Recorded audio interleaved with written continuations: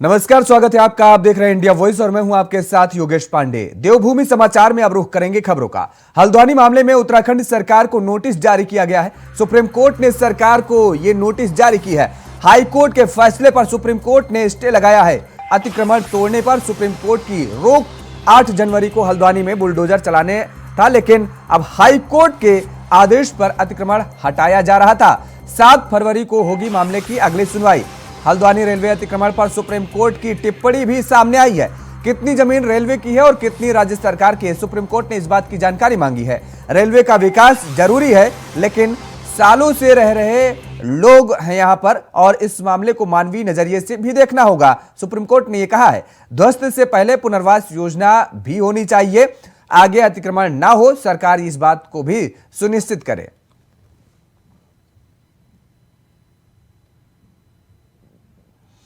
और इसी खबर पर ज्यादा जानकारी के साथ हमारे संवाददाता अमित चौधरी हल्द्वानी से सीधे लाइव जुड़े हुए हैं। अमित, अब सुप्रीम कोर्ट के इस फैसले के बाद कितनी बड़ी राहत इन परिवारों को, हजारों हजार परिवारों को देखने को मिल रही है और अब इन परिवारों में किस तरीके से कौन सा माहौल देखने को मिल रहा है? हाँ जी, देखिए, बिल्कुल बल्लभपुरा क्षेत्र की बात की जाए तो यहाँ पर अभी सुप्रीम कोर्ट के निर्णय आने से पहले लोगों में दुख का माहौल था, दर्द था और एक भय था कि उनका पूरा घर छोड़ कर जाना पड़े। लेकिन सुप्रीम कोर्ट के निर्णय के बाद जो अब यहाँ की भीड़ है उनके चेहरों पे, उनकी आंखों पे यहाँ पर सुकून है और एक तसल्ली है कि हाँ, उनको अपना घर छोड़ कर नहीं जाना पड़ेगा और वो यथायथ अपने घर में रह सकते हैं। इस पूरे मामले को लेकर बात करें, पूरे 5 दिन तक लोग अपनी सड़कों पर थे, दुआएं कर रहे थे, रो रहे थे और उम्मीद कर रहे थे कि किसी तरीके से वो अपना घर बचा सके। इसी बीच में इस क्षेत्र में छोटे छोटे बच्चे हैं वो लगातार यहाँ परेशान थे क्योंकि उनको अपने घर जाने का दुख था। माँ बाप को रोते हुए देख रहे थे, कुछ कर नहीं पा रहे थे। आज यही बच्चे जैसा मौजूद है, मैं आपकी उनसे बात करना चाहूंगा। बेटा, ये बताओ, आपको पता था यहाँ क्या हो रहा है 5-6 दिन से? 5-6 दिन से यहाँ काम चल रहा था। हाँ, तो आपको यहाँ से रेलवे अतिक्रमण करने वाला था, आपको यहाँ से निकालने वाला था, लेकिन सुप्रीम कोर्ट में सुनवाई हो रही, पता है आपको? आप बोलो कितना अच्छा, ये बताओ, अब आपको अपना घर छोड़ के नहीं जाना पड़ेगा। सुप्रीम कोर्ट ने स्टे दे दिया है, आप लोग नहीं रहोगे। कितना अच्छा लग रहा है आपको? आपको बहुत अच्छा लग रहा है। अच्छा लग रहा है। और क्या कहना चाहेंगे कि कैसे, कितना दुख था इतने दिनों में, कितने परेशान थे आप लोग? हम बहुत ज्यादा परेशान थे जी। कैसा माहौल था घर में इन 5-6 दिन लगातार, क्योंकि आपके मम्मी पापा भी लगातार बातें करते होंगे, कैसा माहौल था पूरे घर में? कोई खाना खा रहा था, कोई खाना खा रहा था, कोई रोटी। अच्छा, कोई परेशान थे सब घर में। बेटा, आप बोलोगे, आप कितना खुश हो? आप बहुत अच्छा, बहुत खुश है हम। ये देखिए, ये बच्चों की जो चेहरे में मासूमियत वाली हंसी है, ये बिल्कुल सुप्रीम कोर्ट के निर्णय के बाद आई है और बच्चों में भी सुकून है और उनके माँ बाप में भी बिल्कुल हम सुकून है। चाहेंगे कि वहां पर जो लोग मौजूद हैं, वहां पर जो वरिष्ठ लोग मौजूद हैं, जो इन बच्चे के परिजन मौजूद हैं, उनसे भी आप बात करिए, उनसे पूछिए कि आखिर अब वो इस फैसले को किस तरीके से देखते हैं और उनके लिए कितनी बड़ी राहत भरी खबर है। बड़ी राहत मिली और बहुत अच्छा भी लगा। सुप्रीम कोर्ट में बहुत आस और बहुत उम्मीद और बहुत दुआएं भी मांगी गई इस चीज के लिए कि हमें राहत मिले और राहत हमें मिली। और सबसे बड़ी बात यह है कि सुप्रीम कोर्ट का बहुत बहुत धन्यवाद जो उसने हमें एक बहुत बड़ी राहत दी। और आगे भी हमारे जो काम जो भी रह गया है हमारा, इंशाल्लाह में उसकी भी कामयाबी मिलेगी। और हमारे हाजी अब्दुल मलिक साहब जो ऐसी कड़ाके की ठंड में, ऐसी सर्दी में दिल्ली जाकर के उन्होंने इस मामले को बहुत गंभीरता से लिया और उन्होंने इस पक्ष को रखा और बताया पूरा कि इस मामले में क्या होना है, कैसे होना है। और उन्होंने बहुत मेहनत करी है और भी लोग हैं जो उन्होंने मेहनत करी है और उनकी मेहनत। आप बताइए भाई साहब, कितना सुकून है? सर, सुकून तो बहुत है, लेकिन सुकून तो रेलवे ने हमारा हुआ रखा था 10 दिन से। हमें तो बस आज सुप्रीम कोर्ट ने हमें राहत दी है। आज जो लोग अभी यहाँ तो रोजे भी रखे गए, लोगों ने, औरतों ने, बच्चों ने, बुजुर्गों ने, नौजवानों ने, अल्लाह ने इन रोजों की बरकतों से इस फैसले को जो आसान फरमाया है। इसमें तो भाई साहब ऐसा नहीं, सभी समुदाय के लोग हैं इसमें, हिंदू, मुस्लिम, सिख, ईसाई सभी लोग भाईचारा से यहाँ रहते हैं बंदूकपुरा के अंदर। पुनर्वास की बात भी की है सुप्रीम कोर्ट ने? सर, पुनर्वास के लिए की है। अब ये रेलवे और हमारा जो नगर निगम और जो शासन प्रशासन से भी एक बैठने के कहा उनसे कि इनका जो है बैठ के जो भी निर्णय निकले ये आपस में बैठ के करें। लेकिन उच्च न्यायालय से हमारा बहुत बहुत शुक्रिया है जो उनके जज ने जो है एक उम्मीद बनाई है कि लोग अगले महीने की हमें डेट दी है। वो इंशाल्लाह उसमें हमारे जो हमने पक्ष रखे, जो हमारे पास कागज है, हमारे पास रजिस्ट्री है, दाखिल खारिज है। फिर होड़ मकान है हमारे पास सर। यहाँ अभी हमारे एक मेरा मकान है नंबर 17 में है, जिसमें मेरा 70% पैसा फ्री होल्डिंग जमा है। भैया ये बताओ, आप स्टूडेंट मुझे लग रहे हो, पढ़ाई करते हो, कौन सी क्लास में पढ़ते हो? मैं ग्रेजुएशन हो गई है। इतने दिन जो माहौल चल रहा था, कितना यहाँ पर परेशान थे आप लोग, कितना दिक्कत थी, घर के में क्या माहौल था थोड़ा बताएं। देखिए 20 दिन से तो हम घर नहीं गए, हम गोलापार रहते और यहाँ पर हमारा दादी वाला मकान है, जिसमें से हमारी चौथी पीढ़ी दादी वाले मकान में चल रही थी। तो उस तरीके से हम यहाँ पर प्रदर्शन नहीं कर रहे थे, हम अपनी आवाज उठाने के लिए आए थे। प्रदर्शन किसे कहते हैं, जो गलत काम में करता हो। इसलिए हम अपने सही सहयोग देने के लिए आए थे कि आप अपना घर बचाने के लिए आए थे यहाँ पे 20 दिन से। कोर्ट ने अब आप लोगों को राहत दे दी है, कितना धन्यवाद देंगे और किस तरह देखते हैं पूरे प्रकरण को, और आगे कोई पुनर्विवाह की बात भी कही है? हाँ जी, देखिए धन्यवाद तो हम न्यायालय को कहते हैं, क्योंकि हमारा पक्ष सुना गया इतनी जल्दी में, जितनी जल्दी में कोई भी नहीं सुनता, इसलिए सुना गया है। और आगे के लिए पुनर्वास इसलिए नहीं चाहते हैं हम, क्योंकि जो हमारे कागज हैं यहीं के ही हैं, तो ये मकान हमारा यहीं रहना चाहिए और जहाँ था वहीं रहना चाहते हैं।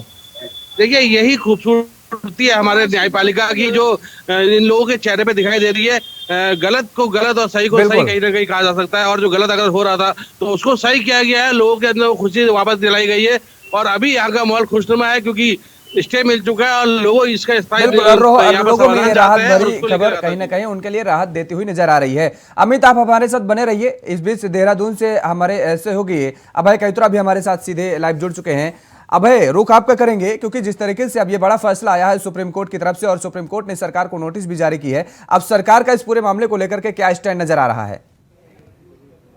बिल्कुल ये कह सकते हैं कि सुप्रीम कोर्ट का आज का जो फैसला है ये सरकार के लिए बड़ा राहत भरा फैसला कहा जा सकता है, क्योंकि जिस तरीके के हालात इस समय हल्द्वानी में देखने को मिल रहे थे, जिस तरीके से एक विशेष जाति समुदाय के लोगों को वहां पर टारगेट करने का काम वहां पर लगातार हो पा रहा था, या ये कह सकते हैं कि लगातार उसकी खबरें मीडिया में यहाँ पर चल रही थी, सरकार के लिए बड़ी चिंताजनक स्थिति वहां पर पैदा हो रही थी। लेकिन अब ये कह सकते हैं कि सुप्रीम कोर्ट ने जिस तरीके से फैसला यहाँ पर दिया है, सरकार से सबसे पहले ये पूछा है कि अगर सरकार इन लोगों को हटाती है तो पहले उनके पुनर्वास की व्यवस्था किस प्रकार सरकार वहां पर करेगी, क्या उसके जो व्यवस्थाएं तमाम वहां पर करनी है, क्या उसके लिए सरकार तैयार है, उन सब चीजों को जानने का प्रयास सुप्रीम कोर्ट की तरफ से किया गया है। इसके अलावा ये कह सकते हैं कि अब सरकार के पास वो समय यहाँ पर उपलब्ध हो पाया है कि सरकार आगे की अपनी रणनीति यहाँ पर बनाना है, काम करेगी।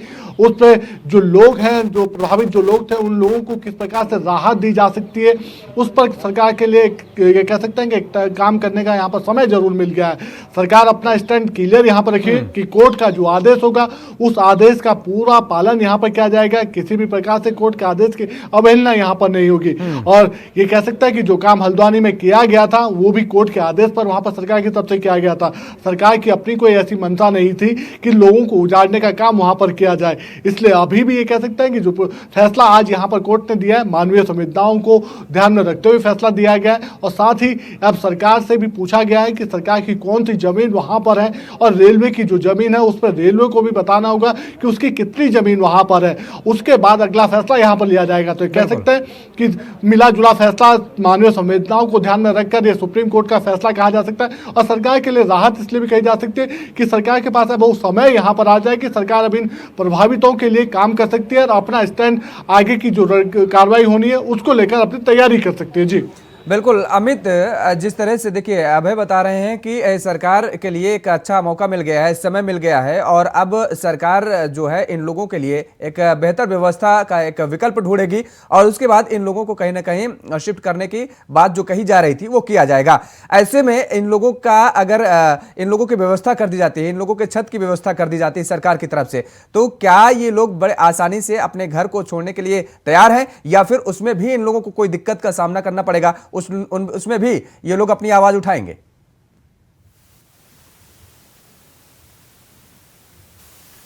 सवाल उठ रहे थे और जो लोग थे वो लगातार कहीं ना कहीं नाराजगी व्यक्त कर रहे थे कि सरकार के रहते हुए उनके साथ एक काम किया जा रहा है, और उसके बाद से लगातार इस तरह सरकार कदम उठाती है। तो इसमें लोग का क्या कहना है, मैं डायरेक्ट यहाँ लोगों से पूछ लेता हूँ। ये बताइए, अगर यहाँ पर पुनर्निवास की बात आती है, सरकार कोई जगह ऐसी चुनती है जहाँ आप लोगों को भेजा जा सके, तो क्या आप लोग जाएंगे या यहीं रहेंगे? पुनर्वास की तो बात ही नहीं है, ये जमीन रही नहीं रेलवे की, तो पुनर्वास किसका करेगी गवर्नमेंट? पुनर्वास रेलवे किसका करेगी? पुनर्वास तो जब होता ना जब ये जमीन रेलवे की होती, ये जमीन रेलवे की है ही नहीं, तो पुनर्वास की भी बात आती नहीं है कहीं से कहीं तक। इसलिए पुनर्वास हमें स्वीकार ही नहीं है, क्योंकि हमारे पास तो सन 1935 का कागज है अपनी प्रॉपर्टियों के, सन 1940 के कागज हमारे पास निकले हुए हैं, नक्शे हमारे पास हैं, लीज के ऑर्डर हमारे पास है, सब कुछ हमारे पास सुप्रीम है। कोर्ट ने ये कहा कि अगर इनको यहाँ पर हटा रहा जा रहा है तो लेकिन पहले पुनर्निवास किया जाए। अगर पुनर्निवास सरकार करती है तो अब क्या करेंगे आप? सुप्रीम कोर्ट ने कहा है ना कि पुनर्वास अगर इनको हटाया जाए तो पुनर्वास किया जाए। अब तो सुप्रीम कोर्ट में मामला विचाराधीन है, अगले महीने की 7 फरवरी की डेट तक स्टे मिला है। उसके बाद आगे हम सुप्रीम कोर्ट में अपने एविडेंस रखेंगे, बिल्कुल मजबूत तरीके से अपनी सुप्रीम कोर्ट में लड़ाई लड़ेंगे। तो उसके बाद पुनर्वास का मसला आता ही नहीं है, क्योंकि हमारी तो जमीन ये पुश्तैनी जमीन है हमारी, ये रेलवे की जमीन नहीं है। ये बताइए, जो लगातार जो प्रकरण जब चल रहा था, कैसा माहौल था आप लोगों के घरों में? क्या आप लोगों के मन में विचार आ रहे थे? और अब ये आज जो स्टे मिल चुका है आप लोगों को, सुप्रीम कोर्ट ने भी कहा कि पुनर्निवास इनका कराया जाए, पुनर्निवास की अगर चीजें सामने आती, सरकार को समय मिल चुका है, क्या कहेंगे? हमारे घर में मातम था साहब, सभी लोगों के घर में एक मातम सा छाया हुआ था। हमारी माँ बहनें दुआएं मांग रही थी, और ये निर्णय जो हुआ था ये बिल्कुल ठीक नहीं हुआ था। अब ठीक है, सुप्रीम कोर्ट में इसका विचाराधीन चल रहा है मामला, अब इंशाल्लाह जो भी होगा अच्छा होगा। चलिए ठीक है, अमित आपका रुख करेंगे, लेकिन इस बीच अभय आपका रुख करेंगे। देखिए अभी आपने भी सुना होगा, ये मामला बड़ा पेचीदा नजर आ रहा है। ये लोग कह रहे हैं कि दरअसल इनके पास जमीन है, जमीन के कागजात हैं, और यहाँ पर पूरा उन्होंने जब मकान बनवाया तो उसका नक्शा भी पास करवाया, इनके पास नक्शे हैं। कह रहे हैं कि अभी मामला विचाराधीन है सुप्रीम कोर्ट में, और अगर ऐसी बात आती है पुनर्वास की, ये लोग बात करने के लिए तैयार ही नहीं है। कह रहे हैं अभी आगे भी मामला जब सुनवाई होगी तो ये अपने कागजात वहां पर रखेंगे। सरकार के लिए बड़ी समस्या है ये तो। जी बिल्कुल, ये सरकार के लिए समस्या भी कही जा सकती है, लेकिन ये कहा जा सकता है कि जो सुप्रीम कोर्ट ने जो समय यहाँ पर दिया है, सरकार से जो जवाब यहाँ पर मांगा गया, इस जवाब में ये कह सकते हैं कि इस दौरान सरकार अपने उन सब चीज़ों का अपनी तैयारी यहाँ पर करेगी कि किस प्रकार से कोर्ट में अपनी सुनवाई यहाँ पर करनी है, अपनी सुनवाई में कौन सा पक्ष सरकार को मजबूती के साथ आगे रखना होगा, उसके लिए सरकार को समय जरूर यहाँ पर मिल गया। देखिए पेचीदा इसलिए भी इस मामले को कहा जा सकता है क्योंकि लगभग 40 साल से ज़्यादा का इन लोगों को वहाँ पर रहते हुए का समय वहाँ पर हो गया है। इस दौरान ये कह सकते हैं कि पालिका नगर निगम की तरफ से उनसे टैक्स पूरा लेने का वहां पर किया गया, उनको बिजली पानी के कनेक्शन सरकार की तरफ से देने का काम किए गए, और ये कहा जा सकता है कि कुछ ऐसे लोग भी वहां पर मौजूद है जिनके पास भवनों के नक्शे वहां पर पास हो चुके हैं, उन लोग उनके तरफ से वहां पर रहने का काम किया गया। तो ऐसे में हर उस चीज का रिकॉर्ड मांगने का काम यहाँ पर कोर्ट की तरफ से किया गया, और ये वो कह सकते हैं कि इस दौरान यानी जो समय दिया गया है सरकार को, चाहे रेलवे को, जिनसे यहाँ पर जवाब मांगा गया सुप्रीम कोर्ट की तरफ से, तो इस दौरान सरकार को और रेलवे को दोनों को ही अपनी अपनी जमीनों के डॉक्यूमेंट वहां पर रखने होंगे, ताकि स्थिति क्लियर हो सके कि जिस जमीन पर ये लोग बसे हुए हैं उसमें रेलवे की जमीन कितनी है और सरकार की जमीन कितनी है, और अगर ये लोग अतिक्रमण के दायरे में आते हैं तो फिर सरकार की तरफ से कौन सी कार्रवाई उन पर की जानी चाहिए, और उनको पहले वहां से हटाने के से पहले जो व्यवस्थाएं वहां पर होनी है वो किस प्रकार से होगी। तो कह सकता है कि सुप्रीम कोर्ट ने अभी समय जरूर दिया है और सरकार के पास अब वक्त मिल चुका है अपनी तैयारी करने के लिए। जी चलिए, बहुत बहुत शुक्रिया अमित और अभय, आप दोनों का हमारे साथ जुड़ने के लिए और जिस तरीके से जानकारी आपने दी। लेकिन दूसरी तरफ आपको बता दें कि जिस तरीके से आज सुप्रीम कोर्ट से ये राहत मिली है, लेकिन लोग अभी भी ये कह रहे हैं कि दरअसल उनके पास जमीन के कागजात हैं, उनके पास नक्शे हैं, और वो आगे सुप्रीम कोर्ट के सामने रखेंगे। लेकिन इस पूरे मामले को लेकर के उत्तराखंड के मुख्यमंत्री पुष्कर सिंह धामी ने क्या कुछ कहा, वो आपको सुनाते हैं। वो रेलवे की भूमि है, और रेल विभाग माननीय हाईकोर्ट में और माननीय उच्च न्यायालय में जो भी उनका मुकदमा था वो चल रहा था, और राज्य सरकार की तरफ से हमने पहले ही कहा है कि जो भी न्यायालय का आदेश होगा हम उसके अनुरूप आगे कार्रवाई करेंगे। और उधर चमोली के जोशीमठ में हो रहे भूदशाओं को लेकर के लिए एनटीपीसी की टनल जिम्मेदार नहीं है, यह हम नहीं, राज्य की आपदा प्रबंधन सचिव डॉक्टर रंजीत कुमार सिन्हा कह रहे हैं। जोशीमठ में लगातार भूधसाव हो रहा है, जिसके चलते 500 से ज्यादा परिवार आज बेघर होने की स्थिति में आ गए हैं। शासन की तरफ से विशेषज्ञों की एक समिति जोशीमठ का दौरा भी करेगी और वहां के परिस्थितियों का जायजा लेगी। लेकिन आपदा प्रबंधन सचिव रंजीत कुमार सिन्हा ने कहा है, उनकी माने तो एनटीपीसी की टनल जोशीमठ की काफी दूर है, और इसलिए यह नहीं कहा जा सकता है कि टनल के कारण जोशीमठ में जमीन धंस रही है। देखिए, पॉलिसी लेवल की बात है, इसमें हमें दोनों चीज़ें देखनी है, लोगों की सुरक्षा भी देखनी है और जो विकास का पूरा हमारा सिलसिला है वो भी ना रुके, वो भी हमें देखनी है। तो इन दोनों में बैलेंस करके हमें एक निर्णय लेना पड़ेगा। अगर कहीं पर ऐसी समस्या आती है, ये केस टू केस देखना पड़ेगा। एक ब्लैंकेट हम नहीं कर सकते कि हम निर्माण ना होने देंगे। केस टू जोशीमठ का एक केस आया है, उसके बारे में हम विचार कर रहे हैं और उसे में देखना पड़ेगा कि ऐसा ना हो कि क्योंकि वो 4 धाम रूट में पड़ता है, अगर कोई ऐसा हम निर्णय लेने से कारण हमारा 4 धाम यात्रा प्रभावित हो जाए, वो भी हमें देखना पड़ेगा। तो उन सबको देखते हुए हम एक निर्णय लेंगे। देखिए, टनल दूर है वहाँ से, तो उसको डायरेक्टली हम नहीं कह सकते। अब धरती के अंदर क्या चल रहा है उस पर तो हम कुछ नहीं कह सकते, लेकिन टनल काफ़ी दूर है वहाँ से। रिपोर्ट्स में सर नहीं, ऐसी कहीं भी हमें कोई रिपोर्ट नहीं मिली है जिसे इसमें ये दर्शाया गया हो साक्ष्य के सहित कि टनल उसके लिए एक काइंड ऑफ कारण है। तो ऐसा कोई रिपोर्ट नहीं है हमारी। जहां आपदा प्रबंधन के सचिव जोशीमठ में भू धसाओं की वजह एनटीपीसी की टनल को नहीं मान रहे हैं, वहीं स्थानीय निवासी विरोध जताते हुए सड़क पर उतर आए हैं। जरा सुनिए क्या कह रहे हैं ये निवासी। हो चुका है, सरकार ने जनता को उग्र होने पर मजबूर कर दिया है। ये जो उग्रता है ये आपने सड़क पर देखी है। हजारों लोग केवल एक कॉल पर, एक बार बोलने पर हजारों लोग मशाल लेकर के सड़क पर आ गए। कल जोशीमठ में चक्का जाम है, बाजार बंद है, एक गाड़ी का चक्का नहीं घूमेगा और परसों एनटीपीसी का दफ्तर बंद रहेगा, एनटीपीसी का घेराव होगा। उसके बाद अगर सरकार नहीं झुकती है, सरकार जनता का इंतजाम नहीं करती है, जनता जो है खुले आसमान के नीचे सोने को मजबूर है। अगर तब भी नहीं चेतते हो तो और उग्र किया जाएगा। हमको उग्रता दिखाने पर मजबूर न करे सरकार, ये हम कहना चाहते हैं।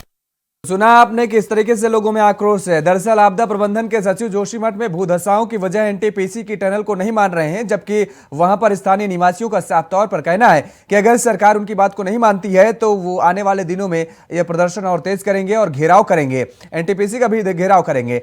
जबकि ये कहा जा रहा है कि टनल इसकी वजह नहीं है, एनटीपीसी की टनल नहीं है, क्योंकि वहां स्थानीय निवासी विरोध जताते हुए सड़क पर भी अब इस पूरे मामले को लेकर के उतर आए हैं।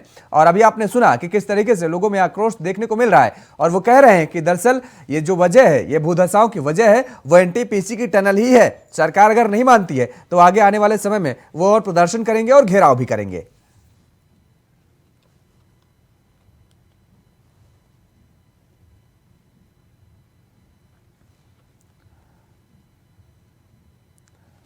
तो सड़क पर प्रदर्शन किया जा रहा है, स्थानीय निवासियों की तरफ से प्रदर्शन किया जा रहा है और भूधसाव को लेकर के आक्रोश देखने को मिला है लोगों में।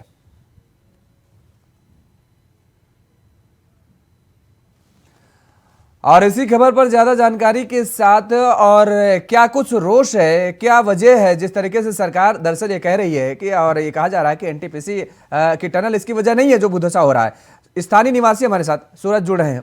सूरज, बहुत बहुत स्वागत है इंडिया वॉइस पर आपका। धन्यवाद सूरज, क्या देखिए, अभी आपको हमने सुनाया, यदि आपने सुना हो तो दरअसल सरकार की तरफ से ये कहा जा रहा है और उनके नुमाइंदों की तरफ से कि ये जो पूरा भूधसाव का मामला है, आप लोग कह रहे हैं एनटीपीसी की टनल है इसकी वजह, जबकि ये कहा जा रहा है कि एनटीपीसी की टनल है ही नहीं। और वहां पर वजह क्या है, इसके लिए भी एक टीम वहां पर जाएगी और उस मामले को पूरी जांच पड़ताल करेगी। इसी वजह से हमारा जो आंदोलन चल रहा है उसमें हमारी मुख्य मांग ये भी है कि जो ये एनटीपीसी को हम जो जिम्मेदार बता रहे हैं इससे जांच भी की जाए, क्योंकि जो भी जांच अभी तक हुई है वो सरकार की कोई एजेंसी है, सरकार के द्वारा गठित टीम से की गई है।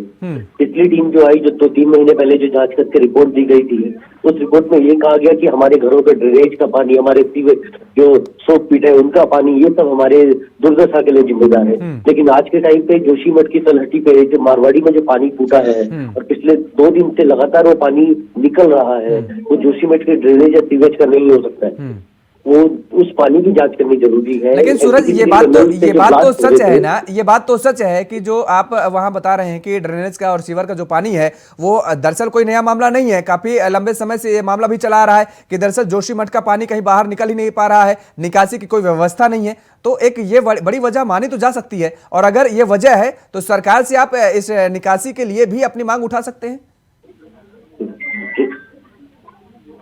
ड्रेनेज के लिए हमेशा मांग की गई थी। ड्रेनेज की व्यवस्था अगर आज की नहीं है तो ये सरकार की नाकामी थी कि आज तक जोशीमठ में ड्रेनेज की व्यवस्था क्यों नहीं की गई। जोशीमठ कोई नया बसावा शहर नहीं है, ये तो पुराना है। तो ड्रेनेज की व्यवस्था अगर नहीं की थी तो इसकी जिम्मेदारी भी सरकार पर आती है। लेकिन जो आज जो इसको मुख्य कारण से तोड़ रहा है, जो एनटीपीसी नीचे से ब्लास्ट कर रहा है, जो टनल जो बिल्कुल नीचे से जा रही है, जो नया अलाइनमेंट बना है, जो इनकी टीबीएम फंसी है, उसको निकालने के लिए जो बाईपास टनल बना रहे हैं उसकी जांच होनी उसकी जरूरी है, लेकिन ये ऊपरी तौर से जांच होके बिना स्थानीय लोगों को अपने बताए हुए कि क्या जांच हो रही है, कैसे हो रही है, अपने मन से अगर कोई कह दे या सरकारी कोई कमेटी ऊपर से आके जांच कर दे और कह दे कि एनटीपीसी का इसमें कोई रोल नहीं है, तो इसका पूरा हम सारे लोग पूर्णतः विरोध करते हैं। ऐसा कोई नहीं है, एनटीपीसी ही इस क्षेत्र की दुर्दशा की जिम्मेदार है आज के टाइम पर।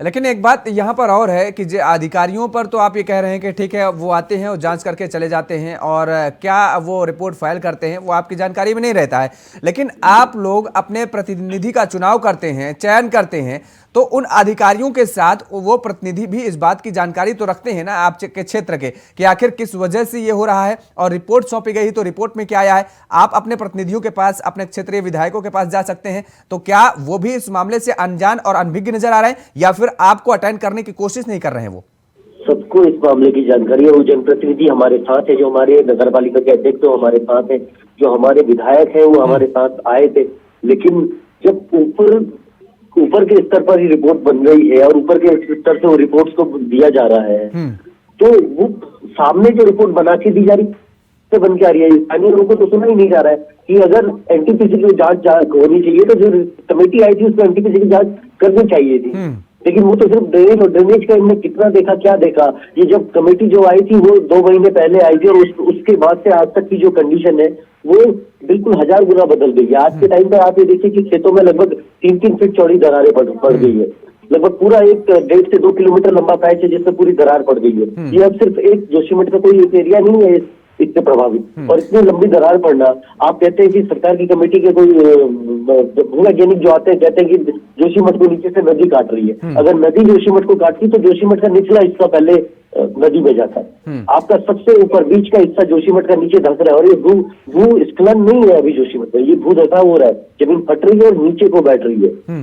ठीक है, बिल्कुल। ये जिस तरीके से ये घटना सामने आई है, ये भू धसाव की वजह से कई परिवार पलायन करने की स्थिति में भी आ गए हैं, कई परिवार शिफ्ट भी हो चुके हैं। ऐसे में अब अगर सरकार कोई ठोस कदम जल्द नहीं उठाती है, और कितने दिनों का आप समय दे रहे हैं सरकार को या अधिकारियों को, और उसके बाद आपका अगला कदम क्या होगा, ये भी जानना चाहेंगे? देखिए, बताऊं तो दिनों की तो कोई बात नहीं है। आप ये सोचिए, जोशीमठ ऐसे अभी इस तरह मौत के मुहाने पर खड़ा है कि यहाँ दिनों की नहीं, यहाँ पर सेकंड की वैल्यू है। अगर हम अभी खड़े हैं जिस जगह पर खड़े हैं, जहाँ पर हमारा आंदोलन चल रहा है, जहाँ पर हमारे मकान है, जहाँ हम रात को रह रहे हैं, हमको ये नहीं पता है कि इसके नीचे क्या हो रहा है, ये कब नीचे बैठ जाएगा। ये कोई छोटी बात नहीं है कि दिनों की या महीनों की मोहलत दी जाए सरकार को, या इतने दिन के अंदर हमको किया जाए। ये त्वरित कार्रवाई होनी चाहिए। यहाँ पता नहीं है कि किस सेकंड, किस मिनट, कितने घंटे के अंदर ये बैठ जाएगा। इसलिए सबसे पहले तो ये जांच होती है ये हो क्या रहा है, नीचे क्यों बैठ रहा है, और नीचे भी कब तक बैठेगा, क्योंकि ये कोई दिनों की मोहलत का तो कोई मतलब ही नहीं है। यहाँ तो एक सेकंड कीमती है जिसको सरकार को समझना चाहिएगा। बिल्कुल। चलिए, बहुत बहुत शुक्रिया हमारे साथ जुड़ने के लिए, समय देने के लिए। सूरज स्थानीय निवासी हमारे साथ जुड़े हुए थे, जिन्होंने बताया किस तरीके से वहां की स्थिति बनी हुई है। ये लोग डरे हुए हैं, सहमे हुए हैं, कब कौन सी स्थिति पैदा हो जाए इन लोगों को पता नहीं है। लगातार भू धसाव की स्थिति बनी हुई है और सरकार की तरफ से कहा जा रहा है कि दरअसल कोई जल्द ही ठोस कदम उठाया जाएगा। देवभूमि समाचार में फिलहाल इतना ही। खबरों के लिए आप बने रहिए इंडिया वॉइस के साथ। नमस्कार।